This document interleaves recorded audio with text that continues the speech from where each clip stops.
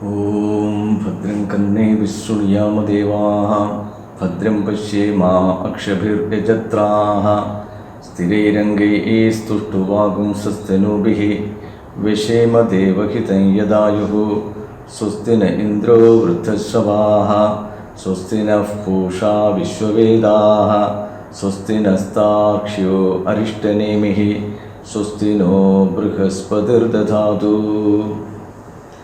Continuing with the topic of meditation,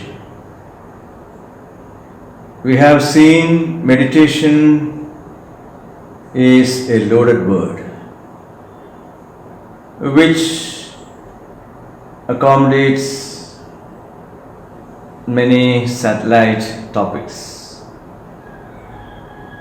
visualization, reflection, relaxation using awareness and breath.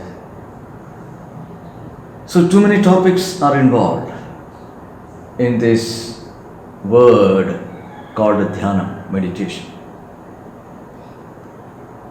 Today we will be discussing about meditation on the self, which is structurally not possible. Because meditation implies something other than you. Because you are meditating on something. So when you engage in meditation on the self, what exactly does it mean? It is said in the scripture, Sagunam chet dhyatavyam nirgunam chet jnatavyamiti. At the nirguna level, the nirguna dimension is the presence of self in the form of consciousness. So how can you meditate upon something which cannot be objectified? Consciousness cannot be objectified. Anything which is objectified is illumined by consciousness and outside of consciousness. So meditation on self structurally is not possible. But it is possible. When you make it possible, we need to know what you are doing inside in your cognitive space. It is very simple with 3 steps. First, we have to appreciate our status. The meditator needs to appreciate the status of oneself. What's your status now? You are conscious. So to be conscious is the first step if you want to meditate on the self. So the first step is to be conscious. A person who is engaging in meditation on self, you need not tell that person to be conscious. The reason is so simple, because I am conscious right now. So I need not be told that be conscious.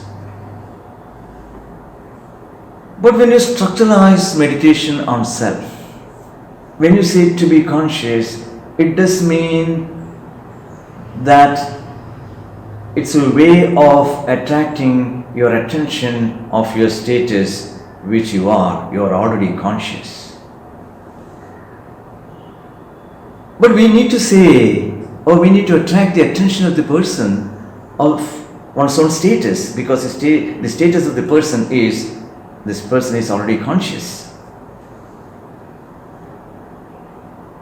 Now when life starts, suppose the world is completely absent. You are continuously be conscious. world is absent,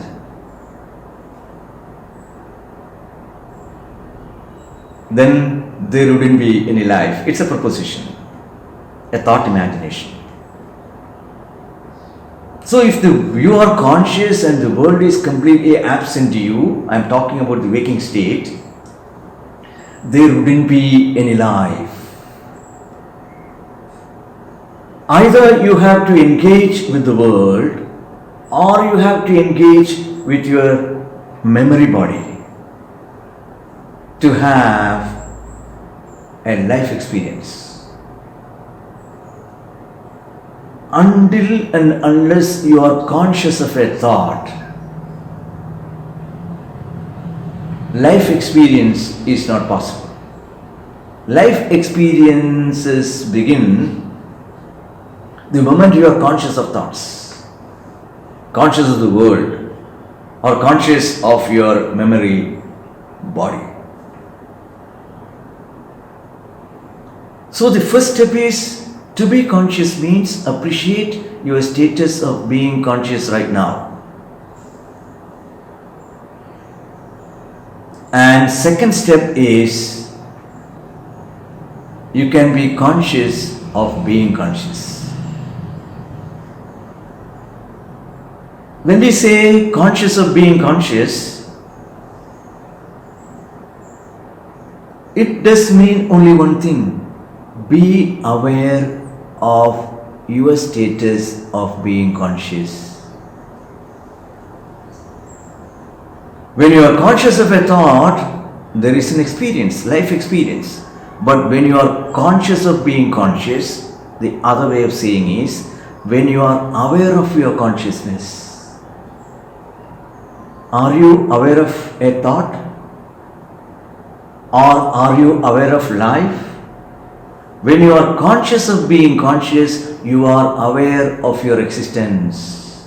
Existence is thought-free.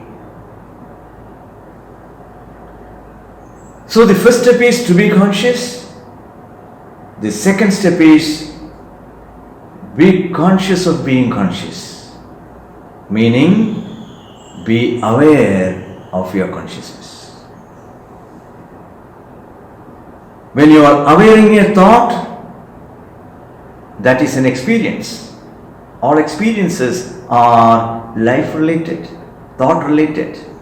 But when you are conscious of being conscious, when you are aware of your consciousness, you are not aware of a thought for sure.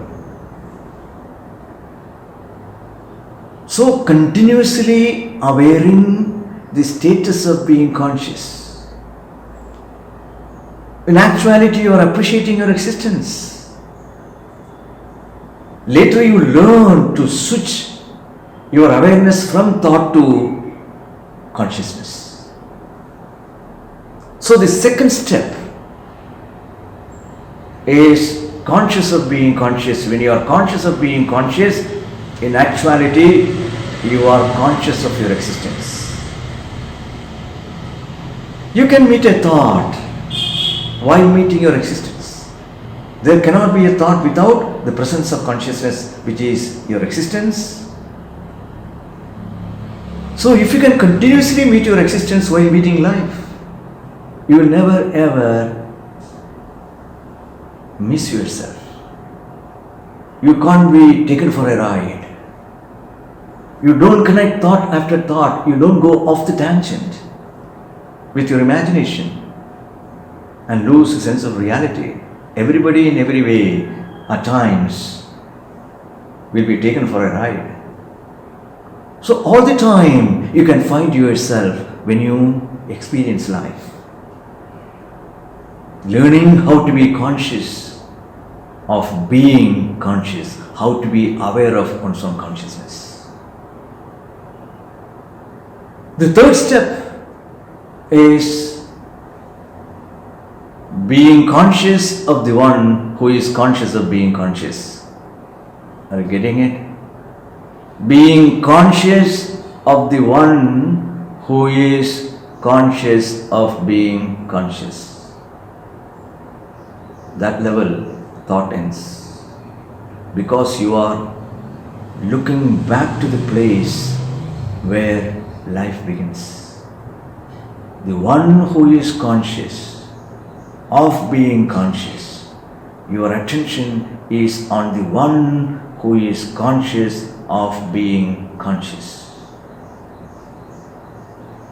Once you locate that one in you, that locus of life, where you have your essence, when you locate that essence, when teaching takes place, this essence, the location in limitless consciousness, this essence, if you can make unreal, if you can resolve that essence in timeless or pervasive consciousness, meditation ends there. Because the one who is conscious of being conscious is made unreal. It becomes a functional location. And that functional location is made unreal. When it is being made unreal, the meaning of the word I is drawn from all pervasive consciousness. The person starts enjoying the sense of fullness. You are luring your eye by dragging your body and its attributes into the meaning of your eye. But now you are taking the meaning of the word I from all pervasive consciousness by making your eye unreal. That you can't do in the seat of meditation. That can be done by teaching with the help of a guru and scripture as pramana. Their meditation ends. And life would be operated with the sense of fullness. When you operate your life on the sense of fullness, that person doesn't require meditation. But till you locate the place, your essence in you, or the point where life begins, you need to meditate. I won't say you need to meditate.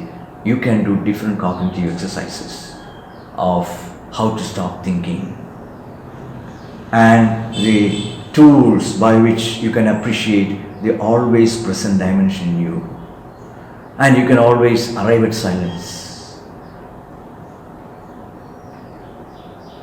So various cognitive exercises can be done. It's like navigating in the sphere of your awareness. It is just an exercise, not an end. The real end is being conscious of the one who is conscious of being conscious and making that one unreal and ending meditation for good. Then life becomes an expression out of your sense of fullness and completeness. Now there are 4 topics by way of cognitive exercises.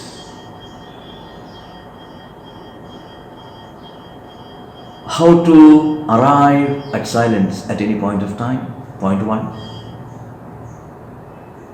How to locate the place where life happens, point number 2. Point number 2. How to stop thinking, point number 3. And how to appreciate the always present dimension in you. Using one word, I would say it is playing soccer with Om. If you imagine Om as a sound ball, how to give passes in the space of your awareness, and you can play soccer and achieve these 4 things, which I'll be speaking later. Thank you.